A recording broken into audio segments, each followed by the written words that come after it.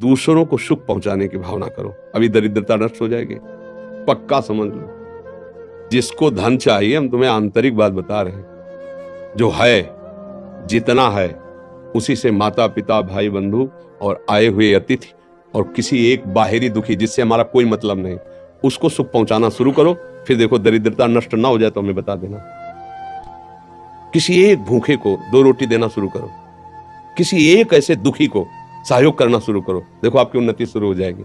हम कैसा चाहते, किसी एक का छीनने को मिल जाए तो हम सुखी हो जाए, किसी एक को हम दुखी कर दे हम सुखी हो, ये सर्वनाश की बातें हैं, वही हमको भोगना पड़ता है। अगर हम धर्म से चले तो सर्वलोक महेश्वर भगवान, ऐसा नहीं कि वो देख, एक सेकंड भी कोई ऐसा नहीं है जिसको भगवान नहीं देख रहे हैं, मान लेना।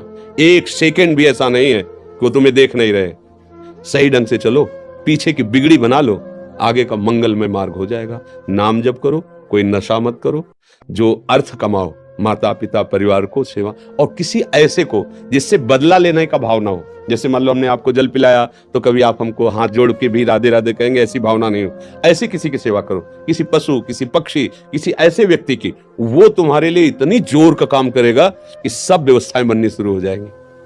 वो कैसे बनाता है समझ में नहीं आता, और जब कर्म बिगड़ जाते हैं तो कैसे बिगड़ता संभाल भी नहीं पाते। इसलिए उसको रिझा लो, सारी बात बन जाएगी। भाई वो वृद्ध कोई ऐसा भूखा प्यासा बीमार पड़ा हो, इन बातों पे लोग ध्यान नहीं देते।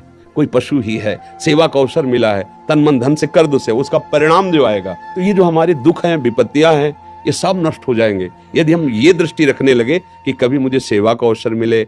जो असहाय हैं, जो असमर्थ हैं, ऐसे मान लो पशु है, अब वो क्या कहाँ दवाई मांगेगा, कहाँ इंजेक्शन, अब उसका पैर टूट गया है, उसको ले जाएं जहाँ पशु अस्पताल, उसको दवाई करवाएं, उसको जब तक थोड़ा ठीक ना हो जाए तो उसको खान पान की भगवान रीत जाएंगे। सच्ची मानिए, पर ये बातें सबकी समझ में नहीं आएंगी।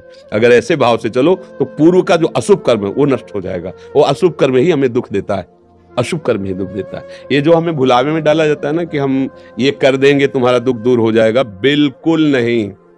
ये हम मतलब बिल्कुल अनुभव की बात कहते हैं। इस भुलावे में कभी न फंसो, बिल्कुल इन बातों, अपने कर्म को शुद्ध भाव से करो, किसी से आशीर्वाद मांगने की जरूरत नहीं है। भगवान सबके है, जैसे हमारे ना वैसे तुम्हारे हैं।